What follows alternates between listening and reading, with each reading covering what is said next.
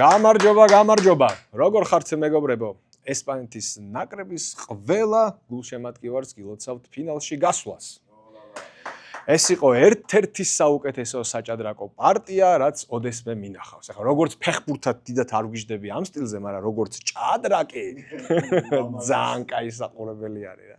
ვინც ჭადრაკში ვერ ერკვევით და ვერ ხვდებით ადამიანების სხვების თამაშებს, სხვების პარტიებს, რატომ უყურებენ ხოლმე, მართლაც რთული გასაგებია ერთი შეხედვით.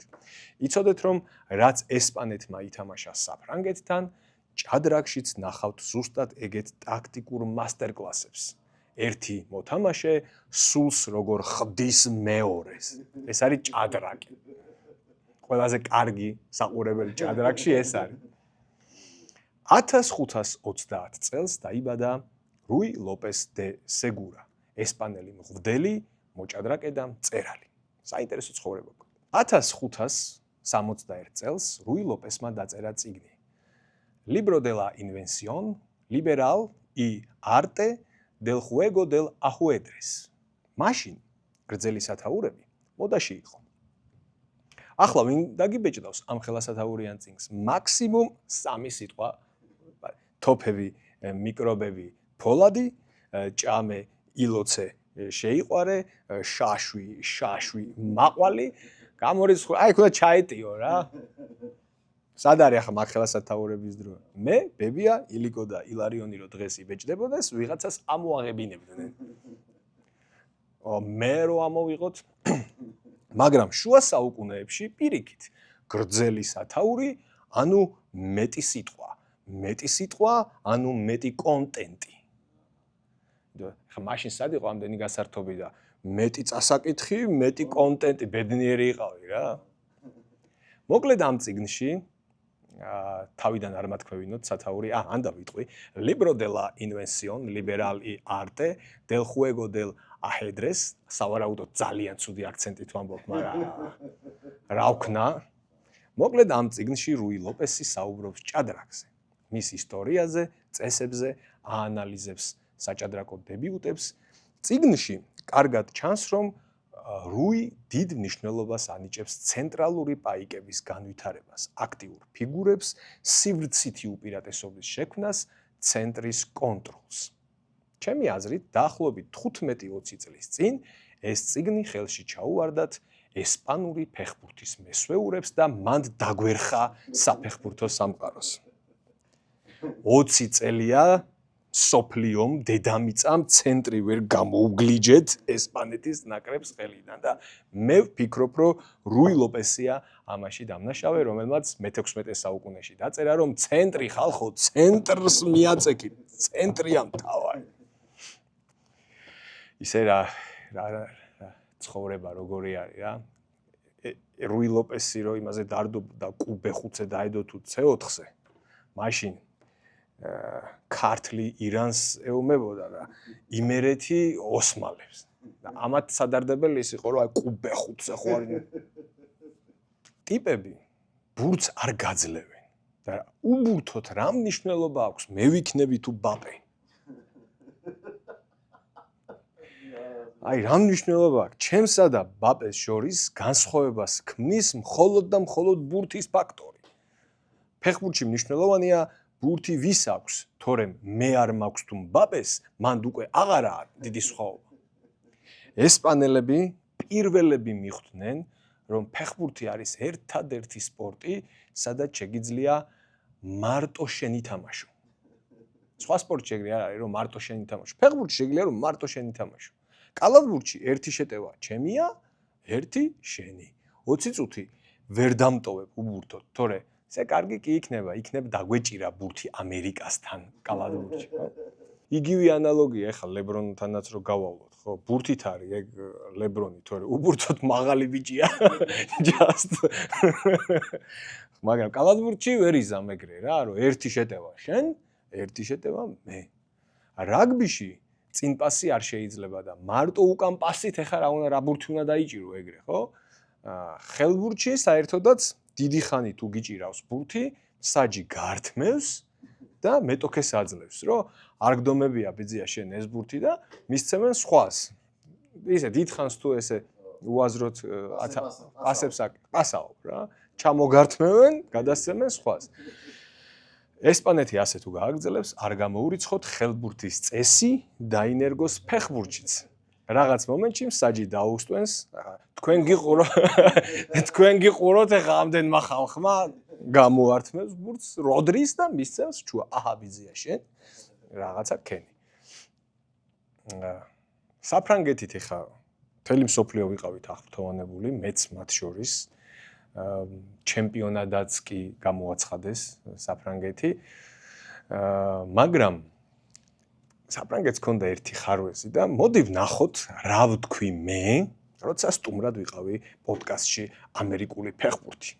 აი საფრანგეთი ხო უნაკლო-ნაკრებია, მაგრამ აი საინტერესოა დიდ გუნდთან რას ნახავთ, იმიტომ რომ ჩემი აზრით მე რაც ფეხბურთს უყურებთ, ყველაზე სუსტი ცენტრი ყავთ, იმიტომ რომ არც ვიეირა მაკელელეს დონეა ეს კონე და ჩუამენი, არც კანტე პოგბას დონე არ არის. რა, ანუ ერთადერთი მინუსი რაც შეიძლება ბჭყალებში მინუსი ამ საფრანგეთის ცენტრი არის. ნო, ცენტრალური ზონა კი. და ძალიან მაინტერესებს აი ძალიან ისეთ აი ესპანეთის დონის ნაკრებთან, თქვა არგენტინის დონის ნაკრებთან, აი ეგ ცენტრი რას იზამს რა. კი მომწონდა საფრანგეთი და ახლაც ძალიან მომწონს, მაგრამ ნახევარდაცვის ცენტრი ცოტა მესუსტებოდა და აჰა ცენტრმა გადაწყვიტა მატჩის ბედი. და ძალიან გაბრაზებული ვარ ტროლ ბოტობაზე. ასეთ ვიდეოს კი არ ამოგიჭრიან და დაგიდებენ რომ ნახეთ რა მაგარია ეს. არა. საშენოს არაფერს არ იზამენ. ამიტომ იზღა დაგვრჩენია ისევ ჩვენ დავაფასოთ ერთმანეთი არხი გამოიწერეთ, ვიდეო დაალაიქეთ, ზარეზი ლაკი ჩართეთ და რა ვიცი, ვეცდები საფრანგეთის ფეხბურთის ფედერაციამ დეშამის შემცვლელად ვილი სანიოლი შეარჩიოს. ჩემს აზრს თუ გაითვალისწინებენ, ჩემი პოზიცია იქნება ასეთი კაცი გვყავს ფრანგებს და არ გამოვიყენოთ მაგის დედავადერ. წავართვათ საქართველოს, წაართვით საქართველოს. რა თქინდა ჩვენ ეგეთი კარგი მწვრთნელი, თქვენ გჭირდებათ ვილი სანიოლი. ფენტეზიში რა შვებით, რა ვახართ? მე ცოტა გული მიგზნობდა რომ ესპანეთი არ იყო ეგრე ხელწამოსაკრავი გუნდი და სამი ესპანელი დავაყენე ძირითადში და საკაიფო ქულები ავიღე ნახევარფინალში. მეორე ნახევარფინალში ინგლისზე გავაკეთე აქცენტი და ეხა რამდენიმე საათში ინგლისი თუ გამიმართლებს, კარგ ქულებს მოვიხვეჭ.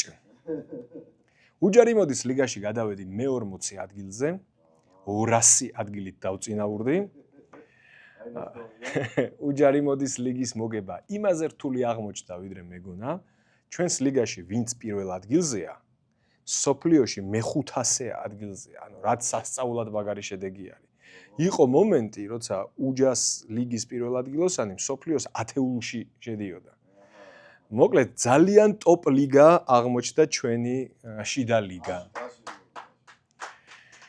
ვინც არ ხართ ჩვენს ლიგაში, აწი შემოერთებას აზრი აღარ აქვს. დავხედეთ. კომენტარებში დაწერეთ, მომავალშიც ხوار ვიყომაროთ რამე ფენტეზი. თავის პრიზებით და ყველაფრით. მაგალითად პრემიერ ლიგა თუ ჩემპიონთა ლიგა. დაწერეთ კომენტარებში რისი ფენტეზი გესიამოვნებათ და დავცხოთ უჯარი მოდის ლიგა, ოღონდ თხოვნა მექნება რომ NBA-ის და NFL-ის ფენტეზი ღამის თენება 1-4 წელი აღარ გამაგონოთ რა. ვისაც უფრო მაგარი პრიზები გინდათ, ვიდრე მე გავცემ ხოლმე, გირჩევთ მიბრძანდეთ ნიკორაში, შეიძინოთ ლორენცის ნებისმიერი პროდუქტი, გვითარი დაასკანეროთ და ჩაერთოთ გათამაშებაში. ერთი პროდუქტი უდრის 10 ქულას, დაჯამდება ქულები და შეიკრება ლიდერბორდი. მესამე ადგილი მოიგებს ელექტროველოსიპედს, მეორე ადგილი სარბენ ბილიქს, პირველი ადგილი იმოგზაურებს იმ ქვეყანაში, რომლის ნაკრებსაც გულშემატკივრებს. 19 ივლისის ჩათვლით არის გათამაშება. გათამაშების ბოლო დღეები მიდის ახლა და უნდა მოვუმატოთ ქულების დაგროვებას. თორემ ასე პირადად მე ვერ გავფრინდები იმ ქვეყანაში, რომელსაც გულშემატკივრობ. ბოლოს 10-ულში, 14-ულში ვიყავი ლიდერბორდში და მე მგონი პრიზები უნდა დავივიწყოთ. მაგრამ მე მაინც ბოლომდე ვიბრძოლებ და თქვენც მოგიწოდებთ მეტი აქტიურობისკენ ბოლო დღეებში წყდებაო ყველაფერი ეგრე მსმენია გამოცდილი ხალხისგან რა რომ აი ბოლოსო დავუბრუნდეთ მუნდიალს ალბათ ელოდებით რომ რადგან ჩემმა ინგლისმა მექსიკა გამოაგდო ახლა ნიშნის მოგებით დავიწყებ საუბარს და თქვენ აბსოლუტურად მართლები ხართ რა მექსიკა ბიჭო რა მექსიკა ვინ მოიგონეთ რომ მექსიკა საფეხბურთო ქვეყანაა რა შუაშია მექსიკა საერთოდ რამდენი დიდი მექსიკელი ფეხბურთელი იცით 133 მილიონიან ქვეყანას ისტორიაში სულ 2 ფეხბურთელი რო ყავდა საიდან ამ ხელამბიციები საიდან 2014 წლამდე უშგული იყო ზღვის დონიდან ყველაზე მაღლა მდებარე დასახლება ევროპაში. უშგულში ზღვის დონიდან 2160 მეტრზე ცხოვრობს ადამიანი. 2014 წელს თუშეთში, სოფელ ბოჭორნაში საცხოვრებლად გადავიდა ერთი ადამიანი და ბოჭორნა გადავიდა პირველ ადგილზე 2345 მეტრი ზღვის დონიდან. თუ კრიტერიუმად ავიღებთ წელიწადის 4-ვე სეზონზე მუდმივი მოსახლეობის არსებობას, ამ შემთხვევაში უშგული კვლავ რჩება ევროპის ყველაზე მაღალ დასახლებად. უშგულს ზამთარშიც ყავს მუდმივი მოსახლეობა, ზაფხულშიც და სულ. ზღვის დონიდან 2240 მეტრზე, უშგულიდან 80 მეტრით მაღლა მოუგო ინგლისმა მექსიკას. და მე მივხვდი, საიდან წამოვიდა მექსიკის მაგარი გუნდობის მითი. მექსიკის მაგარი გუნდობა მთლიანად ეფუძნება ალპურ ზონაში თამაშს. ბოჭორნაში მართლა ნებისმიერს მოუგებენ ერთ ან ორ თამაშს. თუმცა მანდაც მაქსიმუმ მერვეთ ფინალი, მეოთხეთ ფინალი დადონე, ხა ეგრე არ არის რა. ადრე რატომღაც არასოდეს მიფიქრია აცტეკას ფაქტორზე, რამდენად რთულია ასეთ სიმაღლეზე თამაში. ნუ ეხა 1970-ში და 86-ში როცა მექსიკაში ჩატარდა მსოფლიო, მაშინ არ ვიყავი დაბადებული და როდის უნდა მეფიქრა? ახლა ვიფიქრე. რომ დავიბადე, ეხა ვიფიქრე. მე-20 საუკუნეში მექსიკამ 11 მუნდიალზე ითამაშა და მხოლოდ 3-ჯერ მოიგეს უშგულის თამაშებს თუ გამოვაკლებთ. ანუ რაც ითამაშეს არა იქ თავის წვერვალზე, მაგ თამაშებს თუ გამოვაკლებთ, მხოლოდ 3-ჯერ მოიგეს. ეგ არის რა. არ მინდა ისე გამოჩნდეს, რომ მექსიკას გადავეკიდე, ამიტომ გპირდებით 4 წლით ვანებებ თავს. 4 წელი მე მექსიკაზე ხვას აღარ ვიღებ. რაც შეეხება არგენტინა-ინგლისს, რამდენიმე საათში დაიწყება და იმედია ძალიან მაგარი თამაში იქნება. დღეს სხვა არაფერი არ მინდა ვთქვა ამ თამაშზე, კარგად დავცადე ჩუმად ყოფნა. ბოლოსთვის მოვიტოვე ევროტურნირები და ქართული კლუბები. იბერიას ვულოცავ ჩემპიონთა ლიგის მეორე საკვალიფიკაციო ეტაპზე გადასვლას. ბოლოს ქართულმა კლუბმა ერთი ეტაპი რომ გადალახა ჩემპიონთა ლიგაზე, მაქედან ერთ წელიწადში დაიწყო კორონას პანდემია. აი ეს მაშინ იყო ბოლოს რომ ერთი ეტაპი გავიარეთ. ამიტომ მოდი უბრალოდ მადლობა ვუთხრათ იბერიას ფლორას ბარიერის დაძლევისთვის. დიდი ხანია ჩვენ აღარ ვართ იმ დონეზე რომ რომელიმე ქართულ კლუბს ვუსაყვედუროთ ამასთან როგორ გაგიჭირდათ რა გაგვიჭირდა 7 წელია ეტაპი არ გაგვიულია ჩემპიონთა ლიგაზე მადლობა რომ გაჭირვებითაც გავიარეთ ეს ეტაპი ხო ჩვენ მაინც კიდე აი ჩვენ ცოტა მექსიკელები ვართ ხო იცი რა აი რას ეფუძნება ჩვენი ამბიციები მოიცე მექსიკას 4 წელი აღარ ვახსენებ კაი ფლორას გამოგდებით იბერიამ გაინაღდა მინიმუმ 6 თამაში ევროტურნირებზე. შემდეგი მეტოქე იქნება ბრატისლავის სლოვანი. სლოვანთან გამოვარდნის შემთხვევაში გადავალთ ევროპის ლიგის მესამე საკვალიფიკაციო ეტაპზე და იქაც გამოვარდნის შემთხვევაში გადავალთ კონფერენს ლიგის პლეი-ოფში. ჩემპიონთა ლიგაზე ერთი ეტაპის გავლა, ამიტომაც არის მაგარი რომ მე სამმაგი შანსი გეძლევა რომ რამეს მიაღწიო სამმაგი შანსი. ზოგადად მეგობრებო, ცხოვრება იშვიათად იძლევა სამ შანსს. სამი შანსი ძალიან ბევრი. ისტორიის წიგნებში ვინმეზე წაგიკითხავთ, რომ ცხოვრებამ 3 შანსი მისცა? 2000 წელია კაცობრიობა მეორედ მოსვლას ველოდებით და მანდ უნდა მორჩეს ყველაფერი. მესამე შანსი აღარ იქნება. აი UEFA 3 შანსს გაძლევს და გამოვიყენოთ. ხალხო, გამოვიყენოთ. 3 შანსი. ძალიან მიხარია ის, რომ ჩვენი კლუბებისთვის ევროტურნირები სოფლიოს ჩემპიონატამდე არ დასრულდა, იმიტომ რომ ეს სეზონი რაც დავიწყეთ, არის 2026-27 წლების სეზონი. და სოფლიოს ჩემპიონატი მიეკუთვნება წინა სეზონს. ძალიან მეწყინებოდა ჩვენთვის ახალი სეზონი წინა სეზონის დასრულებამდე რომ დასრულებულიყო. თან ერთხელ უკვე მოხდა მსგავსი რამე, როდესაც ჩემპიონთა ლიგის სეზონი არ იყო დასრულებული, როცა ჩვენ შემდეგი ჩემპიონთა ლიგიდან გამოვარდით. და ეხაც იყო ეგ საფრთხე, რომ ჯერ წინა სეზონი არ დამთავრებულა და ჩვენთვის მომავალი მთავრდება, გაიგე? ამიტომ მიხარია, რომ სოფლიოს დასრულებამდე ჩვენთვის სეზონი არ სრულდება. ასევე მიხარია, რომ წელს მინიმუმ აგვისტოშიც გვექნება ევროთამაშები, შარშან ივლისში დავამთავრეთ. გარდა ამისა, წელს კენჭისყრაში ძალიან გაგვიმართლა და კარგი შანსი გვაქვს, რომ რეიტინგში რამდენიმე ადგილით დავწინაურდეთ და დაკარგული კვოტა მეოთხე საგზური დავიბრუნოთ. გაისად უეჭველი 3 გუნდით გავალთ და შემდეგ წელს 4 გუნდი გვეყოლება. ისევ თუ ახლა ვიყოჩახებთ. ჩემთვის პირადად, ხა ჩემი мотиваცია რა არის, პატიკო? ეხა ხშირად მეკითხებიან, რომ 4 გვეყოლება თუ 3, რა მნიშვნელობა აქვს, 2 ჩვენთვის რა მნიშვნელობა? მე მაქვს ჩემი ანგარიშები.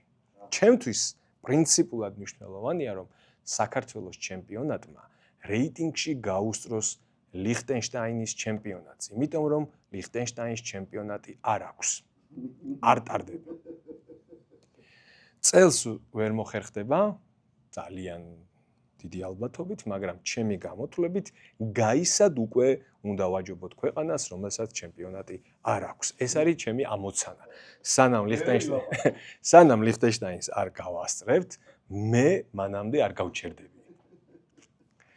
წარმატება ხვალ ტორპედოს, დინამოს და დილას. ტორპედოზე და შუსტერზე საუბრისგან თავს შევიკავებ, მორჩეს განმეორებითი მატჩები და მერე ვისაუბროთ. სანამ მიზერული შანსი მაინც არსებობს, ხარდაჭერა მოგვეთხოვება და მერე სად გაგვექცევა ბატონი შუსტერი. თქვენ მანამდე არხი გამოიწერეთ, ვიდეო დაალაიქეთ, ზარის ხილაკი ჩართეთ და შევხვდებით მალე დროებით.